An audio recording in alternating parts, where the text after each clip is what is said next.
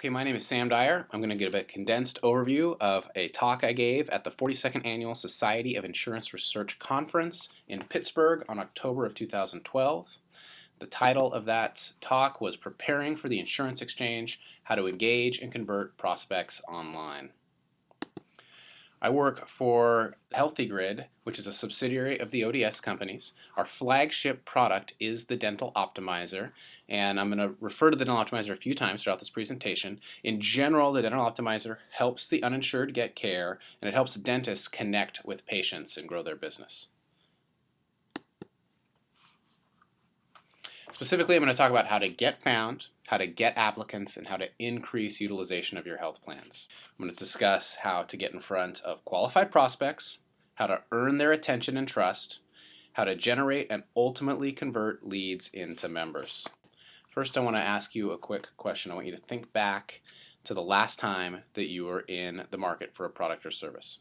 I'm guessing that you didn't look in the yellow pages or open a newspaper or even turn on the TV. My guess is that you searched Google, Yahoo, or Bing, or you asked a friend or tapped your social network. And I think this is particularly true for complicated products and services like a healthcare plan.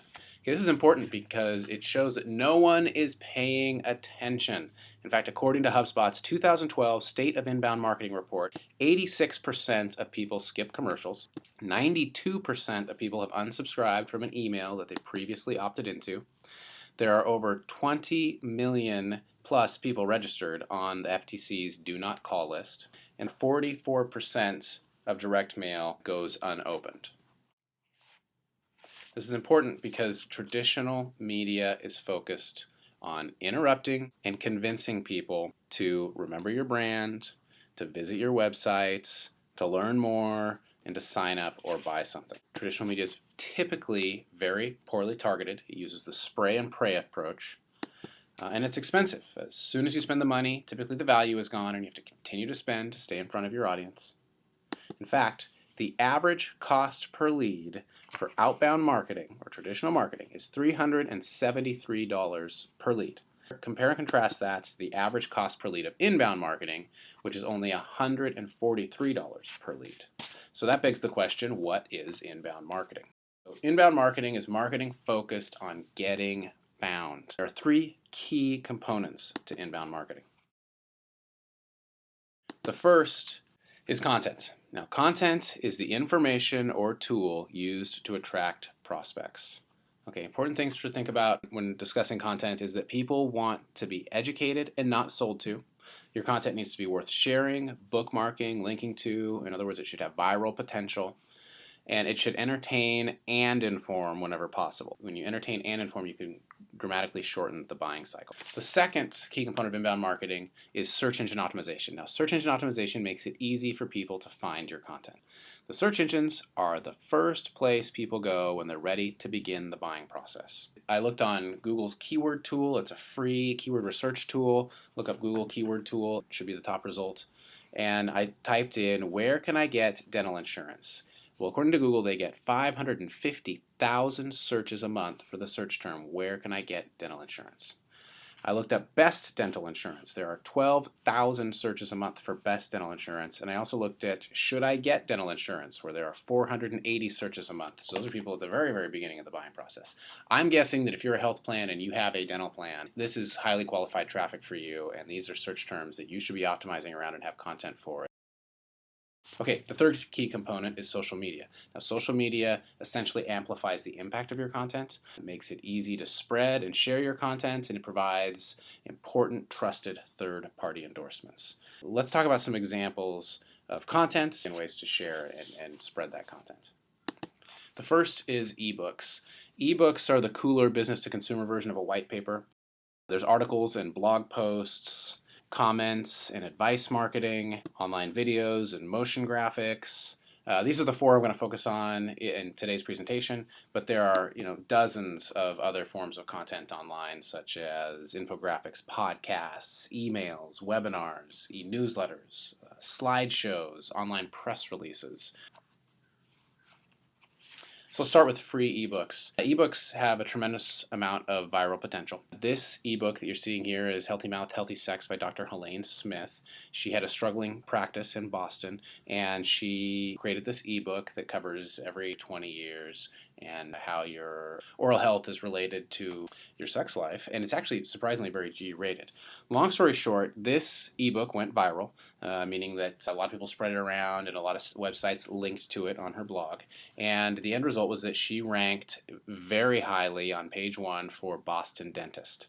That brought in $10,000 to $15,000 a month in new business. I believe that was in the first year, and her practice grew from 2 to 13 people. Before I was involved with the Dental Optimizer, I was in charge of web strategy for another ODS subsidiary called the Dentist Management Corporation. We put together 10 ways to scam a dentist. It's essentially 10 true stories of dental office fraud. It doesn't require any selling.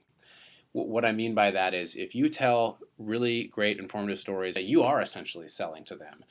So here we have a tip embedded in with each story, and also another, hey, watch out for this and make sure your software does this. At the end of the book, there are the list of, I believe, 20 things you need to make sure your dental software does. We don't say you need to go get Daisy. We say make sure your dental software does this, because Daisy is the only one, Daisy is the software that DMC provides, the only one that actually does all this stuff. The other thing to keep in mind about social media is that it is earned media. Selling in the traditional sense and putting a direct marketing sales letter in with this ebook is not going to cut it. In fact, it kills the viral potential and it creates resistance. So you want to present information first, important considerations second, talk about you third, and then point them or tell them where to go to get more information. In this case, we're saying go get a demo, go get the free Daisy DVD. All right, article marketing and blog posts. You don't want to limit your content just to your site. You want to go to sites where your prospects are and that have relevant related content to your industry for search engine optimization purposes, and I'll talk more about that in a minute. Basically, you want incoming links in your vertical because they have high SEO value, and by seeding content and providing articles for free, you're going to get those high value incoming links. Keep in mind that a single article outside of the SEO value can send qualified traffic to your site for years. Make sure you embed a strong call to action at the end of your article and send them to your website. This is the beta version of Dental Optimizer. Here we have a blog post with the doctor's bio. You almost always get to provide links and bios about yourself that send them back to your website. Also, I want you to note that the title in here is how often should I see a dentist for a checkup and a cleaning. That's compelling enough that you might read the rest of the body copy, but more importantly, that is a title that people are searching around and having difficulty finding content for. So you want to do your keyword research. And you want to be human. You definitely want to add value as much as possible. Don't just put content out to put content out. Again, the headline is really important and should reflect the way people search. And you want to limit your articles to 300 to 1,000 words. Otherwise, you want to break it into 2 pages or 2 parts. So one part week 1 and the next part week 2.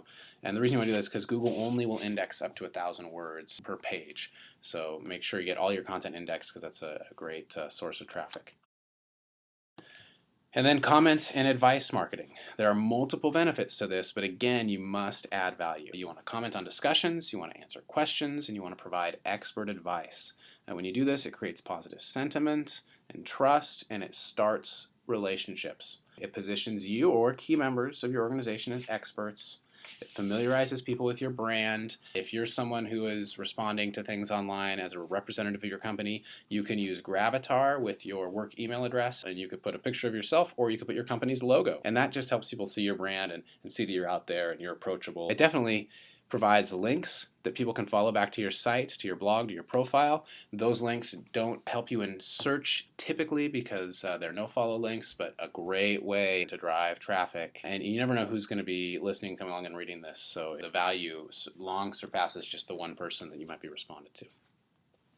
And finally, video content. Video is engaging, it's compelling, it's portable, meaning that it's very easy to embed in a website, and it's popular. And just to show you how popular it is, YouTube is the second largest search engine behind only Google. That means more people are going to YouTube to search than are going to Yahoo or Bing.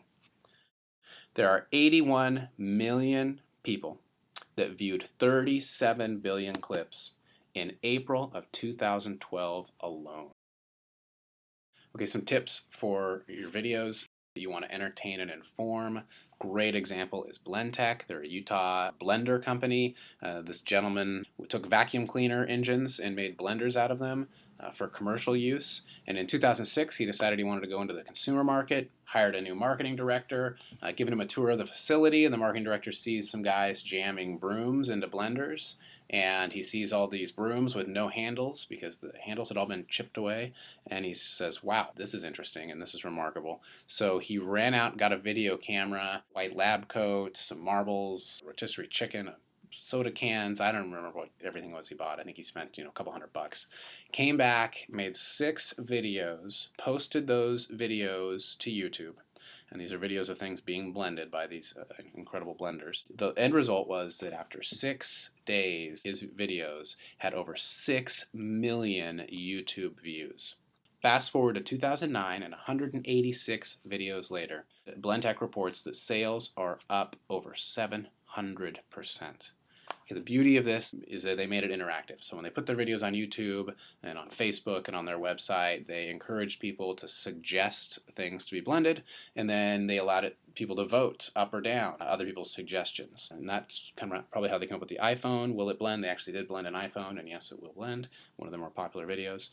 Providence Medical did a kind of a similar viral video with a bunch of employees, including janitors and people at their hospitals, as well as their people at their health plan. So they all wore pink gloves and danced. I don't remember the song, but again, it went viral. Okay, some quick video tips. Focus on content, not fancy effects or production value. Don't go over 3 to 5 minutes. Take flip cameras to events. I say cameras, take 2 of them is my advice. You can get a flip camera for like $100. Use the one that gets the best audio for the audio file, and then you can cut back and forth for 2 different camera angles if you want. And this is not complicated or hard to do. It doesn't require fancy editing equipment. You can convert your PowerPoint slide. A lot of people have a lot of PowerPoints. You can upload them to SlideShare, or you can hire someone on Fiverr, FIVVR.com, to do a voiceover. Provide them with a script for $5. You get someone doing a voiceover and a screen recording of your PowerPoints. So now you have video content. And I'm using Powtoon to convert this talk that I'm giving right now into a video. Search engine optimization. This is the 3rd key component of inbound marketing. There are 10.3 billion searches conducted a month in Google alone. Search engine optimization is about putting yourself directly in the path of people who are searching for what you have to offer. Okay, I'm going to give you a really fast, high-level overview of search engine optimization. The search engines look at 2 things. Okay, they look at relevance and they look at authority. They're still text-based, so your content needs to mimic the way people search. A quick example for ODS, we were looking through the analytics and we found that a lot of people were bouncing for the search term ear, nose, and throat. When they come to our site, they do a search, and then they leave. And it's because we had everything listed under otolaryngology, which is a common term among those of us in the industry, not so much for our members. So by simply mixing it up and adding terms like ear, nose, and throat, and in fact I would say add ear, nose, and throat at a higher density than otolaryngology, because that's what people are going to be searching for in the search engines, and Google's going to say, okay, ear, nose, and throat doctor, or ear, nose, and throat is more about that than it is about otolaryngology, and you're going to rank better. Really think about the way people are searching and the way that they talk, and try and step outside of your role as a professional in your industry. Keyword research is critical for this. When we were doing the DMC website, the Dentist Management Corporation, who we saw the ebook for, obviously dental software is a keyword and a search term we wanted to go after, but it is extremely competitive. They have competitors that have been in the market for years and years and years. They have 10 years worth of dumping money into SEO. Or more than 90% of people do not go beyond page 3. So it's critical to get onto page 1, and it's even more important to get to the first spot. In fact, studies show that 42% of clicks go to the very first search result. Okay, 18% go to the second search result, and everybody below that is left to fight it out for the remaining percentage of searchers. Even though there are roughly 50,000 searches a month for dental software, it was highly competitive and they were going to be lucky to get to page 2. So instead, we changed the focus to software for dentists. The domain name software for dentists was even available. And then optimizing around the search term software for dentists that no one else was optimizing around, they were able to get the #1 spot. So they now get 42% of the 1,900 searches a month of people looking for software for dentists. are coming to our site, and that's traffic that we wouldn't have gotten if we'd simply optimized for dental software. And the great thing is, in the process of optimizing for software for dentists, we by default optimize for dental software, and I believe are on page 2 or 3 for that result as well. Okay, quality links identify you and your website as an authority. Google looks at links to your site and says, okay, those are votes for your site. And then they look at the relationship of the authorities that are linking to you, meaning who else is linking to them, and more importantly, are they in your vertical? Is it related to your field, or is this just a link that you went out and bought or could have gotten anywhere? So with that in mind, links to dental plans from dental-related websites are more important than links from generalist article directories like Squidoo, and I love Squidoo. But they're not, it used to be PageRank, you wanted links from high-ranking sites. Now Google is more concerned that they're highly relevant sites to you and your industry. So keep in mind that, Squidoo is still good, but even better would be dentaloptimizer.com to link to your dental plan. Come write a post there, it's free to do that. And then don't just go out and get links. There are directories like LinkPimp. These don't help you, and they probably even hurt your search results. Okay, with that in mind, the best new SEO strategy, hands down, is engagement. So what is engaging content? It's quality content that's sticky and compelling. How important is it to have quality, sticky, or compelling content?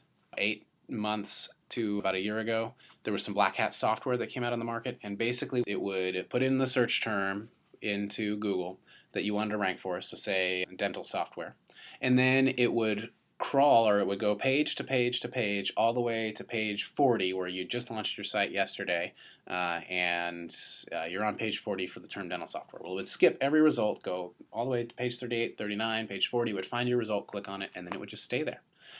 What's interesting about that is that doing that thousands of times, if not hundreds of thousands of times, just skipping all the other results, going to your website, clicking and staying there, was a big enough signal to Google to move a site from page 40 to page 1.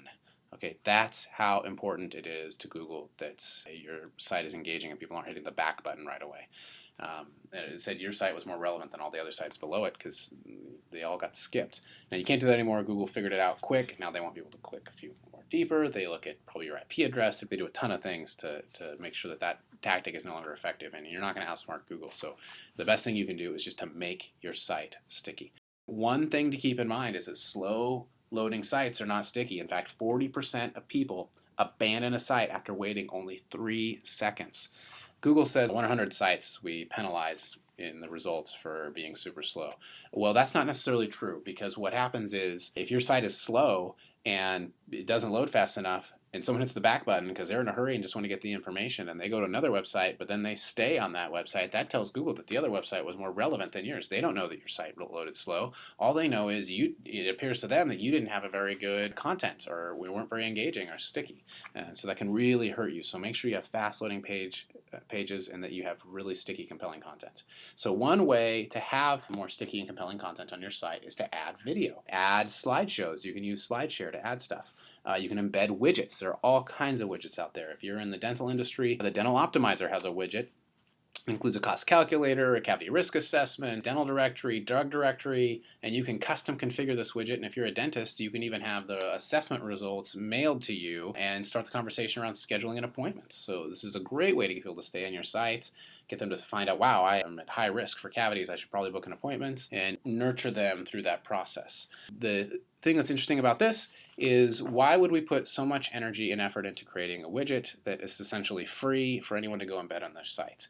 Well, if you notice at the bottom, it says powered by Dental Optimizer. Well, that's a link into our site. If a dentist embeds this in the right sidebar of every page of his website, and enough dentists take this free widget, that is a lot of relevant incoming links to the Dental Optimizer, and enough for Google to say, wow, Dental Optimizer is an authority. Look at all these other dental sites that are linking to them.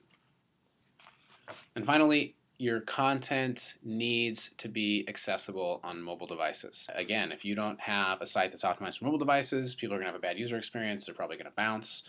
They may not even be able to do what they need to do on the site. I don't have time to get into everything about mobile, but the long and short of it is, the mobile web will overtake the desktop web by 2013. That means more people will be getting online from their mobile devices than from their desktop computers. And I think that's a significant shift. And I think it's already happened in the healthcare industry. Health-related content is getting more traffic from mobile devices than anything else. All right, the third key component to inbound marketing is social media. And really, I should title this the social web because social is here to stay and it's ubiquitous. Most websites have social media sharing functionality and sign-ins and other things already embedded in their site. So it's not just these aren't just destinations. This is web-wide. And what's interesting is the fastest growing social networks right now are niche networks. Okay, college-only social networks are outpacing Facebook in terms of growth. There's a dozen. I used one here. Everyday Health is one social health website. So if you're thinking, wow, no one wants to get online and share their health information, well, you're wrong. There's quite a few out there, and these sites are growing very rapidly. Untapped is a social networking site for people that like to brew their own beer or just into beer. They even have Dogster for dogs, and you name it. The other thing that you want to do, aside from participating in or starting your own social networks, is you want to make it easy for people to sign up for your social network and or your website whenever you need them to create an account. And one way you do that is providing social sign-in. This is fantastic because it allows you to get data that you wouldn't have gotten otherwise. How does it do that? Well, here you see for Everyday Health, that there's a form. You can't see all the things in the form, but they ask a number of questions. And the more information they have about you, the more valuable you are. And when you allow them to sign in with Facebook, Twitter, Yahoo, you now have access to all of that data, and it's a one-click sign-on, so it makes it really easy for them and makes that lead much more valuable to you because you're pulling in all this other data that you wouldn't have been able to get otherwise, or probably would have led to them not converting if you asked that many questions in your registration form. Now, you can start leveraging your own social content, so your blog posts and things that videos that you've created and other stuff, other content that we talked about, your ebooks, by making it easy for people to like, share, and bookmark your content. This is another example of the Dental Optimizer beta site. Here we actually have a call to action because it's a health content and not everyone wants to share an article about gum disease. But if we put that call to action in there that says promote better oral health, people are much more likely to email it to people that they know and their family members or share it. And so you always want to have a call to action if at all possible. And if you notice to the left here, we have related posts. That's just another way for them to say, oh, I want to learn more about flossing and gum disease or whatever the article may be about. And it just keeps them on our site longer and gets them to click deeper, which is good for SEO and also good for us because it just helps us build more of a relationship and be more of a resource. And finally, when your content is shared and spread across social media, it becomes authentic and is far more likely to attract new members and to get shared. And you always want to start by promoting your content on your own social media outposts, so on your Facebook account, on your Twitter accounts. The thing to keep in mind is that when marketers move into those spaces, typically the users move out. So you want to replace traditional calls to action with curiosity and excitement. Here's an example of a tweet I did for this talk that I gave. It just says, hey, 50th person signed up for preparing for the exchange presentation.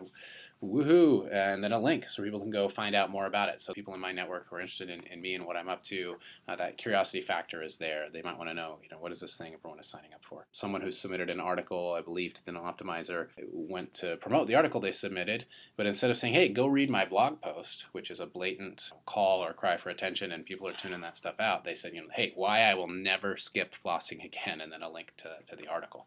This is the way you want to approach sharing and spreading your content. Don't just interrupt people and say, hey, go do this, go read this without giving them a reason. And I think the best reason is curiosity or just because you're excited about it. And then finally, listen for your brand online. Social media community manager, whether you have a social media command center like Dell has, it's really important that you have people listening for your brand. Now, why is this important? Well, I'm going to give some examples. One is the Motrin Moms campaign in, I believe, 2008, put out an ad campaign about mothers who wear their babies and how that's kind of the trend right now, and how Motrin is there to take away that pain so you can keep your baby strapped to you all day, I guess. Well, it really upset moms. There was a Twitter firestorm of angry tweets, and Motrin wasn't listening. Johnson & Johnson wasn't listening at the time. I mean, social media was still kind of new.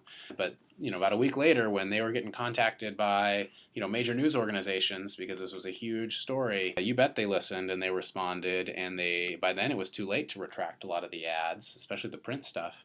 So it's really important to listen, because they had posted some of this stuff to their own website, and they could have caught this well in advance. What you're seeing here in the screenshot is a 9-minute video of angry tweets that just stream the whole time. So, Twitter might have been the main outlet for others, but other people leveraged it and put it on YouTube. I think there's like a dozen YouTube videos about this. It's just, once the fire goes, you don't want to fan it, you want to squelch it. A good example is the Dell laptop battery fire. You might have heard about this. Dell laptops were exploding. This went quick on social media, and even back in 2006 when this happened, Dell was listening. They immediately responded to everyone who put any kind of tweet out about this happening, and obviously it's a story that spread quickly. And they just said, hey, we're going to look into this, we're going to find out what went wrong, and we're going to make it right. And they did. They got back on and said, okay, we've found out the problem. It has to do with Sony batteries, and we're going to take care of it. We're going to make it right. We're going to replace these laptops. We're going to do whatever we need to do. Well, that changed the sentiment and the tone of the conversation from being negative towards Dell to actually being really positive towards Dell. Here's a company that jumped into action, was listening, cares, and is going to do the right thing. And then the negative sentiment kind of turned towards Sony. And what's really interesting here is you see HP presents laptops. So HP is sponsoring articles about Dell laptops exploding. And finally, a quick example from ODS. This was a tweet someone put out. Can't find ODS companies on Twitter, but props to them for their advice. Nurseline, best experience ever. Well, the best thing we can do is respond to this person and say, hey, Captain Sandwich Pants, thank you for your comments. And if you really like our Nurseline, you should check out eDoc. What that does is that exposes a positive experience that someone had to everyone who follows me on Twitter and is exposed to my Twitter stream, keeps the conversation alive and relevant, and it also lets everyone on his Twitter stream see again that, hey, not only did he have this great experience, but he got a great response, and we have this great thing called eDoc, which is an opportunity for me to add value, but tell them about other products and service we have in a way that allows everyone in his network to see, and I put a link in that straight to our eDoc. So listening is good, but hosting the conversation is even better. My Starbucks idea is an excellent example. Starbucks was listening, didn't necessarily like what they heard, so they started their own kind of forum for people to interact and discuss. Well, it turns out they have a lot more fans than they do people that are unhappy with them. So what happened is the site kind of evolved into this thing where you could submit ideas and have conversations around them, and people can vote up or down other people's ideas. And some of their most profitable products, I believe the Ready Brew, came from this website or came from their own customers telling them what they want. You kind of have control over the discussion, so if someone is just outright slandering you, you can remove it. You control the platform. This is a really good position and place to be in. You don't have to build one of these from scratch. You can build your own social network on Ning. If you're a dental or healthcare company, health plan, you can white label a version of the Dental Optimizer, which is essentially a social network. Here's an example of the Dental Optimizer, which can also be purchased and white labeled. This is excellent for a health plan. This is a great way to transition people from your medical into a dental plan. It's also a great way to provide kind of a makeshift dental plan for people that don't have one because your oral health affects your overall health. So this is just an excellent way to add extra value, create positive sentiment, build relationships, and nurture people from your health plan to your dental plan. I think that's really important with the exchange, that we have these kinds of relationships and these kinds of tools. So, go out and white label something. You don't have to build all this from scratch. The most important thing with everything we've talked about with social media is just to ask yourself, what is the digital lifetime value of providing great customer service and helpful information online? To wrap everything up, we're going to talk about customer acquisition. This is putting it all together to get members. The thing to keep in mind with customer acquisition is that your website fills, in most cases, the customer acquisition role. So with that in mind, let's take a look at the new member sales cycle. The first step is to attract traffic. This is what you use your content, your search engine optimization, your social media, your email, viral content, all the stuff that we talked about as far as content creation goes. This is how you fill the top of that funnel. This is how you attract traffic. Step 2 is to generate leads. This is where you give to get. Some quick examples from the DMC website. After you downloaded the free ebook, you want to know more about, hey, wow, my software doesn't protect me from fraud in the way that I thought it might. So the next step is to go request a free DVD, and we mail that out to you. That gives us your mailing address, phone number, allows us to get more information so we can follow up, because the next step is to take a demo. Some people are so convinced after reading that ebook, they just want to go straight to the demo. So it's important to offer all those things on your website, make it really easy for people to take the next step. DMC also sells digital equipment, so X-ray devices for dentists. They offer a free digital transition e-course. By the time you've taken this e-course, you're thinking, wow, I'm not buying on price, I'm buying on value, and DMC has the best value because they're going to take care of all this stuff that I didn't even know was a potential problem, that I didn't even know existed. And then finally, they offer a ton of free demonstrations. There are webinars, they give radiation shielding reports, additional e-courses, you name it. Another example is Dental Optimizer, where we're asking people to create an account before they can get in and use and access all of our tools. The advantage is it gives them access to apps, it gives them access to coupons, access to a dentist. You can ask dentist questions, and everything syncs with Microsoft Health Vault. So by giving them all that rich features and functionality in exchange for them to create an account is an excellent value. Step 3.